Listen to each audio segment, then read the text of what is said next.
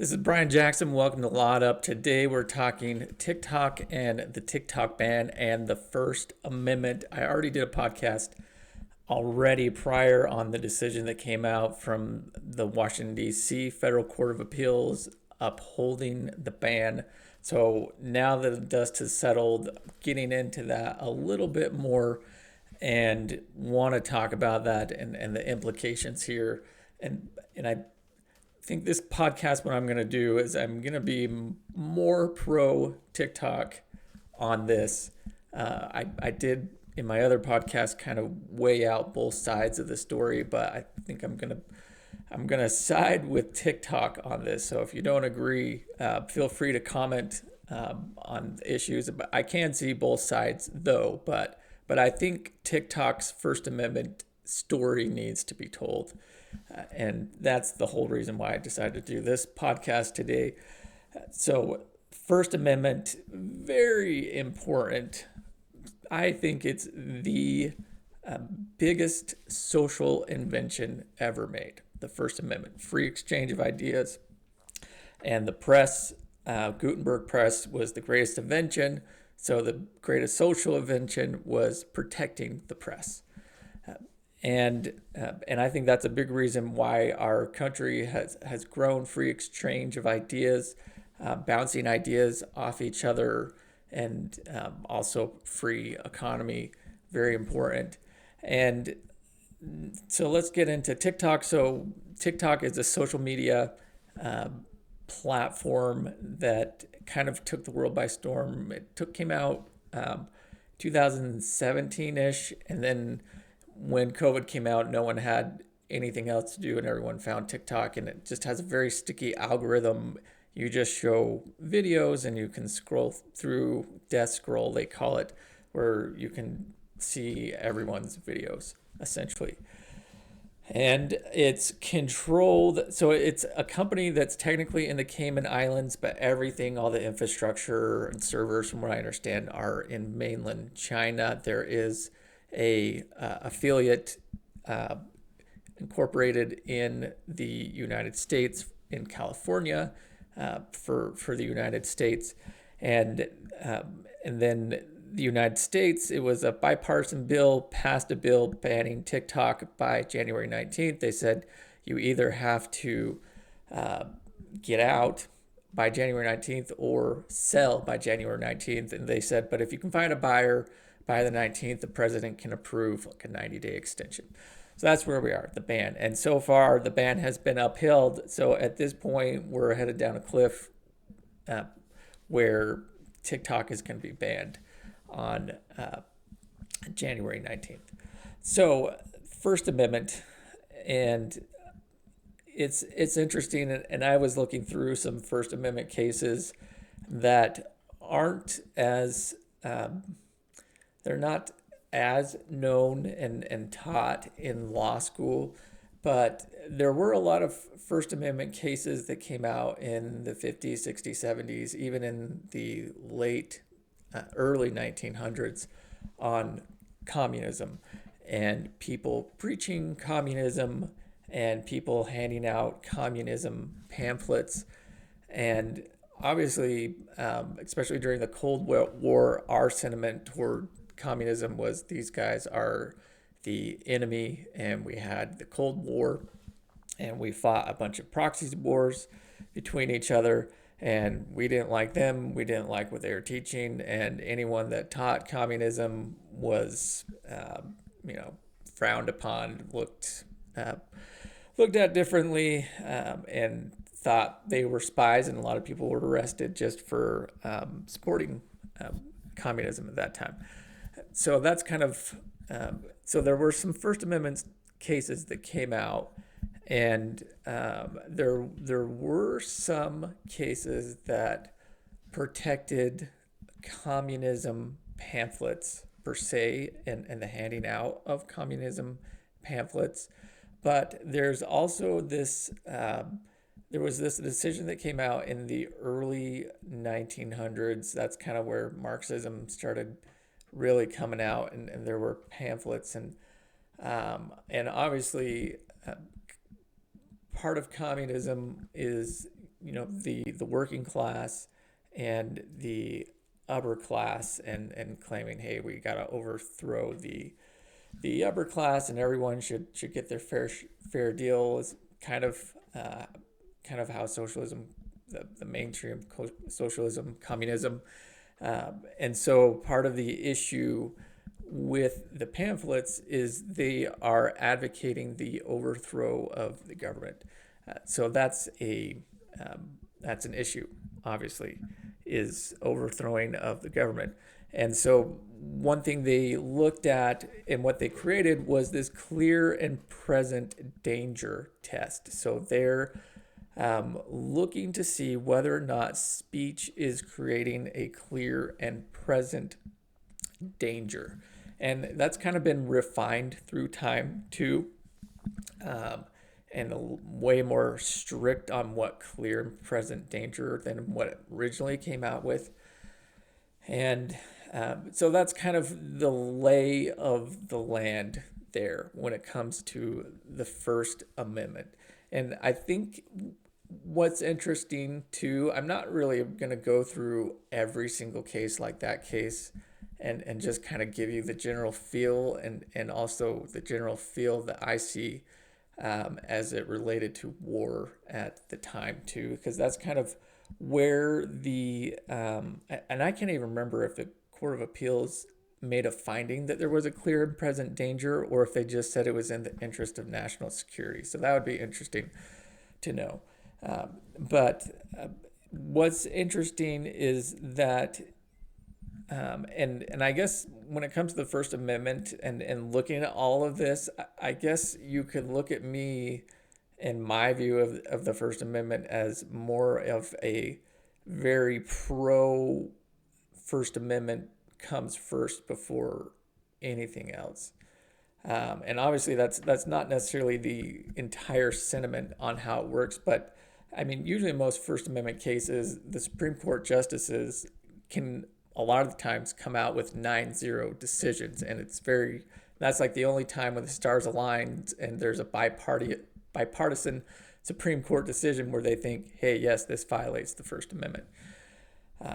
So the Supreme Court views the First Amendment as very, very important. But I from what I saw, just looking at these cases and everything, obviously we went through two world wars. We went through World War I, we went through World War II, and then we also went through the Vietnam War, and we went through the Korean War. So there was a lot going on from the 1918s to the 1960s. And there was, that's, I think at that time, the country came together, was unified, working on, we were all focused on one purpose and trying to defeat the enemy. And I think that brought us together. But also what I see in the wake too is that when this happens, the First Amendment takes a step backwards. And there's a lot of, so like that clear and present danger, I mean, a lot of stuff goes away, and those First Amendment protections go away. And I don't know, and I'm concerned about that. I'm not a fan of that. And so just reading through, looks like there's a lot of people who would demonstrate for a particular country, like demonstrating for Korea or Vietnam. There would be bans on their ability to peacefully assemble and advocate for that side. And so just from a national, from a national perspective on everyone unifying, I guess technically that's a good thing, but also it's important to hear both sides of the story, and we only heard our side of the story during that time. And also what's important to know is during that time, because of us being at war, even the radio was monitored and could be censored, and they could uh, decide. The government had way more say on what could be said and what couldn't be said in times of war, and there was way more censorship in times of war, and that kind of brought in a lot of propaganda and pro-American, and we only heard one side of the story on what was going on, and not the other side of the story.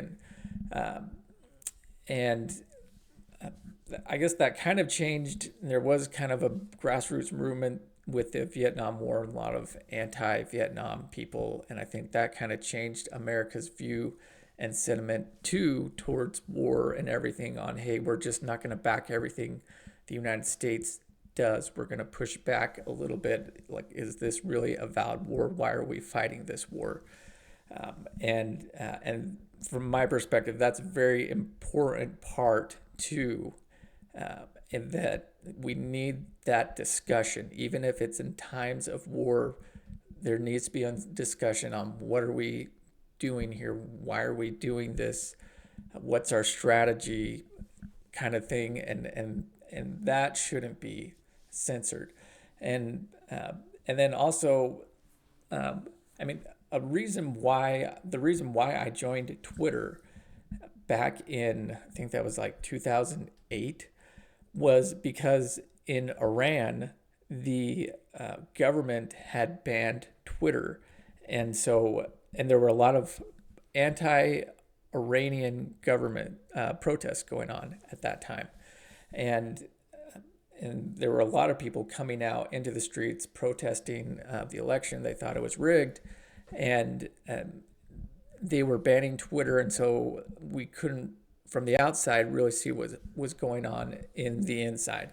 And people were changing their time zones or VPNs or whatever, so we could see what was going on in Twitter, and I could see, hey, and that's the only way that we could see what was going on in Iran was people that were tech savvy and able to get around the Iranian Twitter ban. And so I could see the importance of Twitter at that time. Before, I thought Twitter was a funny thing and didn't take too much to it, but I could say, hey, look, this has some serious political implications here.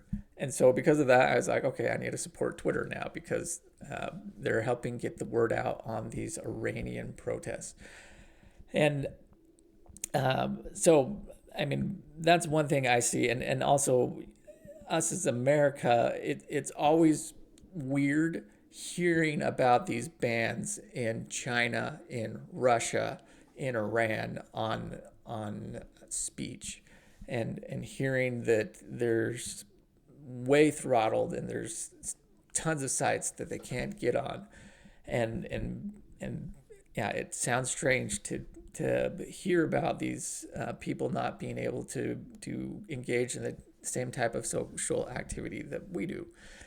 And so just from that perspective, it's weird now that the United States has done that, and they have created a ban. So to me, that sounds foreign.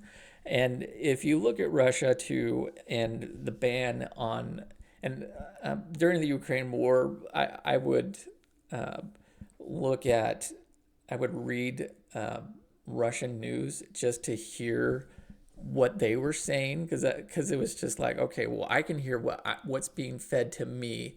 What is the Russian government telling the Russians? And yeah, it's a completely different story that they're telling. Like they're saying that it's justified, and they deny claims that we're making against them, and it's just a completely reverse opposite side of the story. But I think that is very, very important to hear both sides of the story. I mean, as American and never stepping foot into Russia, I mean, what I heard was, I mean, in my mind, it all sounded bogus, what Russia was saying, and then also evidence the United States was pointing out as well. But also, I think this is important too that I want to bring up, is that like I just like I just mentioned about the wars beforehand and how we were fed a lot of propaganda, that has not ended. And if you think that the United States isn't issuing propaganda on their own, then you're wrong. It happens. It's happening, and so that should be a concern too.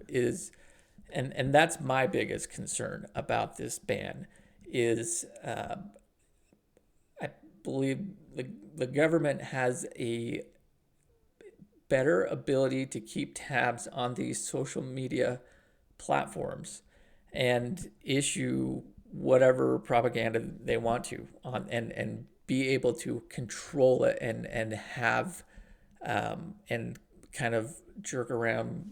I mean, hold tight to these people that own these social media platforms and say, hey, you have to do it this way, and or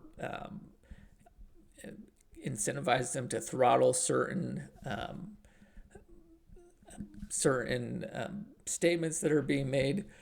And if any of you have been on Twitter or other accounts, you know that, especially on Twitter, especially back in the day, I guess I haven't been on Twitter in a while, but there were lots of bots, Iranian bots and or Russian bots, and they do use social media to use bot accounts to try and make a narrative and control a narrative and really what so if you were Russia or Iran or China, like what kind of message would you, as kind of, if the United States is your adversary, what kind of message would you want to give to the American people? Which is a good question. And obviously, they want to, I mean, governments like governments that are like minded. And so they would want to rip apart. I mean, they would want to make a more like-minded government that was more towards their interests and not anti-Russia, anti-China, anti-Iran. And so those could be the messages that they would spit out. And so yeah, there you hear a lot of the bots you hear and or see, and you can, and back in the day, I mean, you could tell a bot from not a bot. I don't know what it's like today. They're probably more sophisticated with artificial intelligence, but a lot of the bots you would hear would come out with very radical, illogical claims, either on the far left or the far right. And so they would feed the far right or feed the far left into saying, the government's messed up and we need to fix it, essentially. So that's pretty much the propaganda. I mean, one thing that I did learn was that in the Philippines, they took on the Chinese vaccine, and the United States government actually did a propaganda campaign in the Philippines telling everyone that the Chinese vaccine was not good and wasn't going to be beneficial. So I found that very interesting too. So that's a concern to me. So I'm concerned about what's happening on the outside, other governments trying to influence us, but I'm also worried about the inside too, and only hearing what the government wants us to hear. So that is my concern. And also one thing I want to mention too is these social media platforms. I think I already said that they can be influenced by the federal government. They can give up whatever information if they're willing to on the users of these social media platforms. And but one thing to understand too that I don't like is that these are obviously all American companies, and apparently Google is more liberal and Facebook could be more. I guess I really don't know what the stance is with Zuckerberg, but Twitter, you have Musk, who is obviously very hard conservative, and and you have these other social media platforms, and then you have Truth Social, Trump's social media platform, and these are very big companies, these social media companies, and they control all politics. They are big lobbyists. They pour in tons and tons of money into the government, and so when you have Google and Twitter, so you have conservative social media companies and liberal social media companies lobbying the government to get TikTok out because TikTok's a competitor. I mean, my concern too is that this was more a political and monetary decision because, and to get Twitter out because TikTok out because TikTok was taking time away from other social media platforms. And so the only way to get more users and to get more FaceTime of users is to ban TikTok. So my concern too is it wasn't necessarily a national security issue. I think it was in the name of national security, but I think that it was more political too. And what you need to understand too is that TikTok now is one of the biggest one of the biggest companies in the world. And also too, which raises the question, if it's so big, who can even buy TikTok? Who has the cash? Who is able to take out a loan to purchase TikTok? And I don't think any human can purchase TikTok. I think that it would have to be a company, and there's probably only 4 or 5 companies that could possibly purchase TikTok, which potentially be a Google, potentially be an Apple, an Nvidia, maybe a Microsoft, but there's also not a lot of companies that can purchase TikTok. So my big concern too is that even though TikTok is Chinese per se, it is a Chinese American hybrid now. It's not just Chinese, it is American because you have millions and millions of content creators who are Americans creating content on TikTok. And that's the big issue I see, is that it's just not infringing the free speech of TikTok.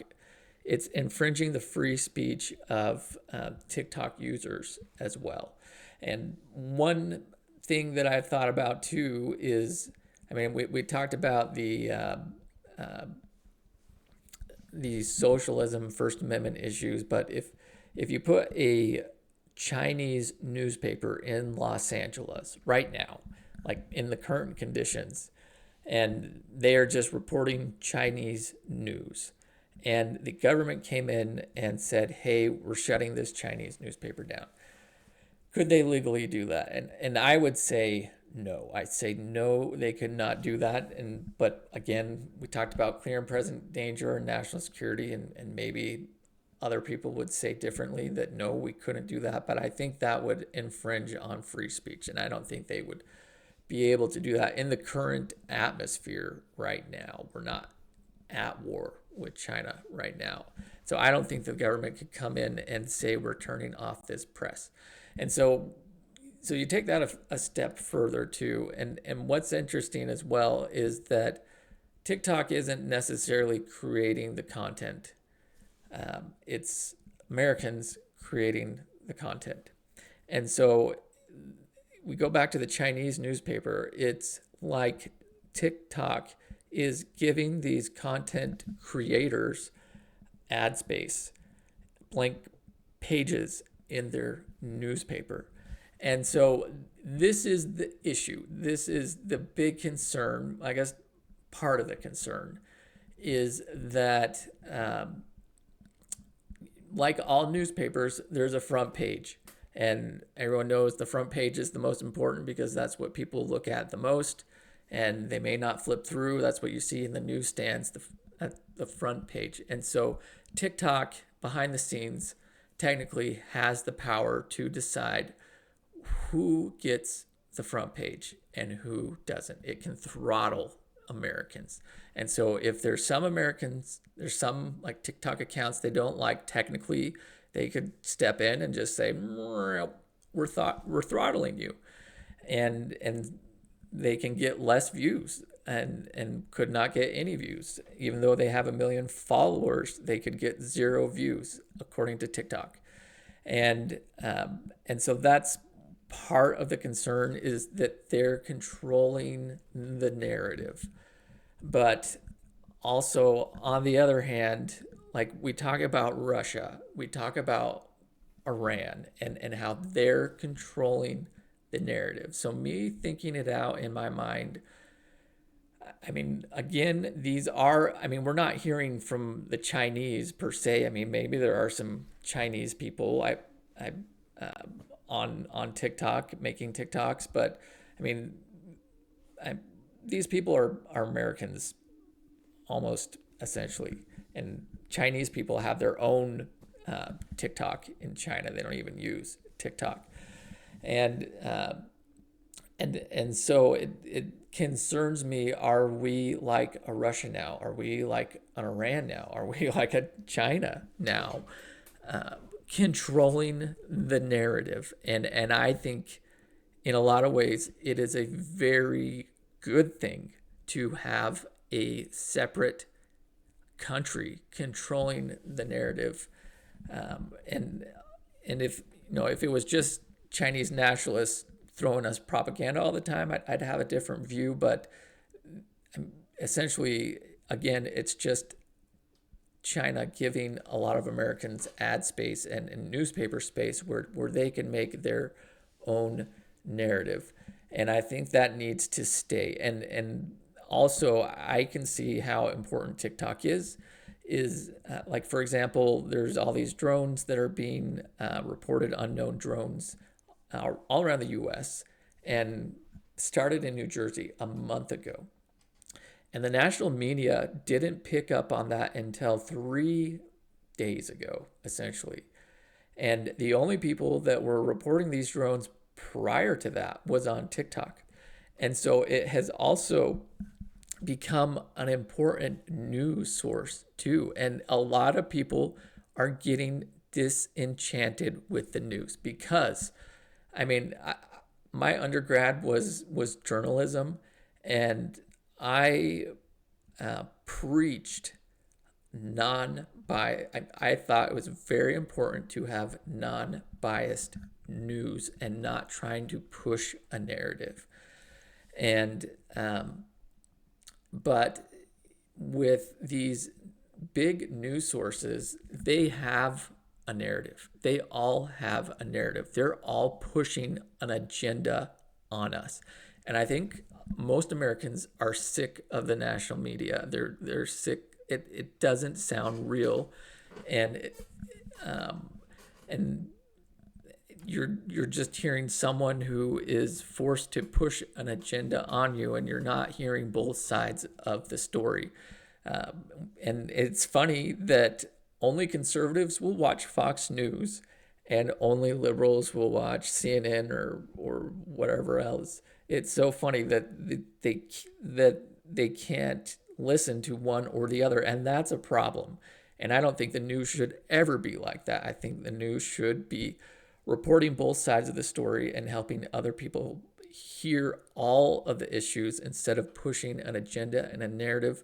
And I think that what TikTok does is helps that. And it also helps report the news faster and from a different perspective than what a news agency would. And also, quite frankly, and I'm sorry for all you broadcasting people, I took some broadcasting classes in college as well, undergrad, and to me it's funny. Like you put on makeup and and they always have this news voice, and it just doesn't sound authentic, and just different ways of reporting the news, and there's a lot of limitations too in how they report it, and actually telling the story and everything, and that I think they're kind of stuck on. And I think there's better ways on telling stories.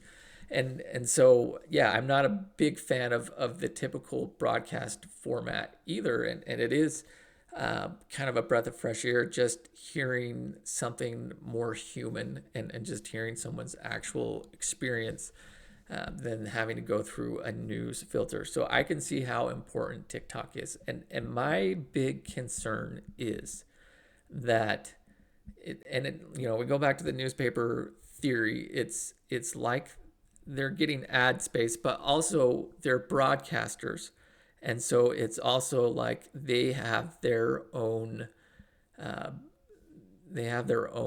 TV channel, essentially. So you have millions and millions of Americans right now with their own TV channel, and they have gained millions of followers, and this is their livelihood. A lot of people are living off TikTok. And so it's again, I say it's not just a Chinese company, it's a Chinese American company now. It is a Chinese American hybrid. So we have Americanized it. We've Americanized TikTok. And so now we have this law that is pulling the plug on millions of American content creators. That is the biggest concern that I have. That is a big, big deal. And I think that and what the decision in the Court of Appeals decision did was they just looked at the First Amendment rights of TikTok, but they didn't analyze it of the First Amendment rights of these Americans. And and I think that at this point, the one thing, the other side of the story is that Chinese can take all our data and see what Americans are doing, essentially. So that's the one argument, is they can analyze everything that's going on their end. And so what the government has been doing is been weighing those issues, those national security issues over the First Amendment. But from my perspective, I think that I guess I would say that from a political standpoint, and that we have the First Amendment, but the First Amendment always takes a backseat when it comes to national security, when it comes to wars. And I don't necessarily like how that works per se. I can see how that's important, but I think it gives sway to it. And reading one decision too was one Supreme Court justice said that, well, if there is First Amendment speech talking about overthrowing the government, that the government has the right to overthrow that speech to keep it from existing. And I guess I kind of take issue with that as well. And there's two coins to it, because what if we're Iran? What if we're Russia? What if we're China? That's my issue. So that decision and that kind of line of reasoning makes it so, oh well, you can say whatever you want, but I can say though that, like, it is amazing how well we can criticize the government in the United States compared to China, and it is night and day there, night and day. But but there are concerns too of having this precedent of quelling a voice that may have reason that isn't being heard just in the just to help the government continue. essentially. So yeah, I don't like that line of thinking, and I think that really First Amendment should have stronger rights here, but also just how it's playing out politically. I mean, I think that um, yeah, there are First Amendment issues, and I think that they just can't outright ban TikTok, and I don't think that the law is valid under the First Amendment. But that's my voice, and I think that's why I want to do this podcast too. Is that I don't think that that is getting out as much, and I think I'm kind of in a minority when it comes from a government standpoint and perspective. And I think that politically, there's TikTok is doomed, and and that it would look bad for a judge to side with China. It would look bad for politically. I mean, and it would look bad for Congress or somebody to side with China. It just wouldn't look good politically. And I think that's a reason why, too, how this got passed and how it's not getting struck down, because nobody wants to affiliate and feel like they are being a sympathizer with the Chinese government. And I think that's the problem with what happened in communism too. And now that we're a couple years past, I think we can kind of look at how a little overkeyed we were towards communism and not hearing the narrative. And I think the Vietnam protests kind of made that pushback and helping us understand that we can protest wars and we can have another narrative too. And if you go on TikTok too, I mean, it's so funny. Like you look at the national media, because the national media doesn't really care about TikTok because, I mean, I guess in some ways it's getting them clicks to their website. But again, they have their own narrative. But it's funny hearing people from the government and hearing these judges and then hearing people on TikTok. And it's just a completely different narrative. And yeah, my big concern is that narrative just suddenly going away in almost a month.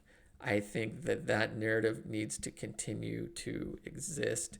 And it's not as easy on just saying, oh, well, they can go to another social media platform. It's not that. It's not like that at all, because it took time to build their followers, and the algorithm picks them up in a certain manner, and you just can't switch to YouTube and think it's going to be the exact same. It's not. And so yeah, I mean, it's a tricky issue.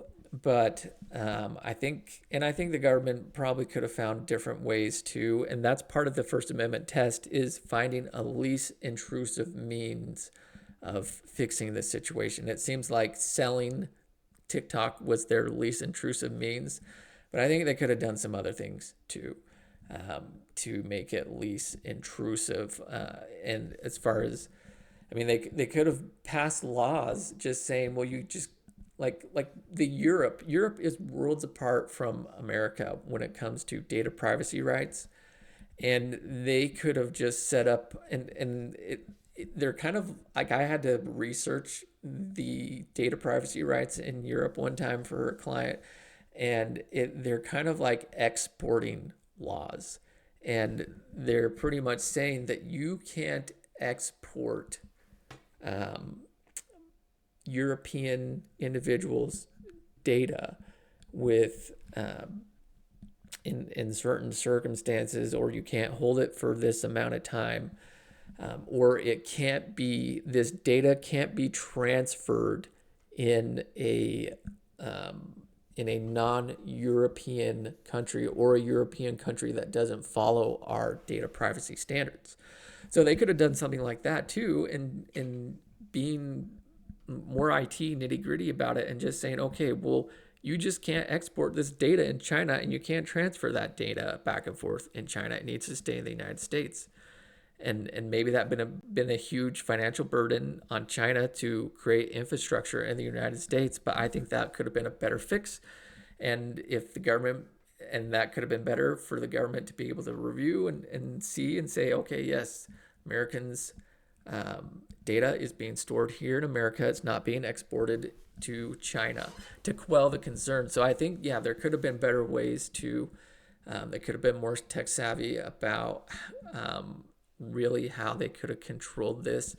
But in my mind, it is a travesty, and it is like taking away a third of the American voices.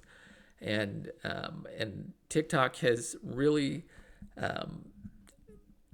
made it so everyone can report the news too, and has democratized news reporting and allowing people to voice their opinion. I think social media has been a very good thing and has bolstered our First Amendment rights. It has given us greater power with social media, and this is taking a huge step backwards.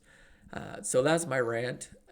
So I'm not on board with it, but I do understand the national security concerns, but I think that there's greater rights than national security, and I'm concerned, like I mentioned, with the World War I, with the World War II stuff, and how First Amendment rights took a back seat back then. I'm concerned that the First Amendment can just be shelved whenever, and can take a back seat when it's when the United States doesn't want people's voices to be heard. That's my concern. So it's not an absolute right. This First Amendment that we're seeing now, I mean, I thought that we had made a lot of progression since the World War era, and with these communist cases, Ku Klux Klan cases, like we came out with a case saying that certain Ku Klux Klan member can be dressed up and sit on the steps of the Supreme Court, and banning that person violate First Amendment. And I think that was the right choice, and as well as supporting other Ku Klux Klan. And those are tough cases because it's a voice that not necessarily everyone agrees with, but still they have First Amendment rights. And that's what's hard here. Is it's easy to side with a voice you don't agree with instead of agreeing with the principle of the First Amendment. But I think that and that's the problem we have here, is it seems like we're taking a step backwards again, and saying that the First Amendment can take a step back when we want it to, and things can be said when we want them to be said, how they want them to be said. And yeah, I have concerns with that. And there was someone who came on the Joe Rogan podcast too, who is monitoring Google, and I guess Google doesn't like him. And yeah, there's concerns about how Google is giving you the news, and how you're seeing the news, and how the news is presented to you, and what you're seeing in your Google searches, and how it has a huge bias towards what narrative they want you to hear. So that's my concern as well, is it's another narrative that we're able to hear that is not controlled by an American source. So I like the fact that it's not American, and that you're able to get your news filtered in another way, different way, and you may be able to get and hear things from another perspective, or Google may be throttling some important voices as well that are important that you may be able to get on TikTok. So again, we're being filtered what we hear, and a huge important filter that's getting it in a different way is now being unplugged. And I think this is a huge deal. And it's my concern that really on the government end, no one is batting an eye. So, anyways, I guess we'll see what happens. But as of right now, I mean, as it stands, TikTok will be banned January 19th. But like and subscribe to hear more about this and other legal issues as it comes in the national media. And we'll talk to you next time.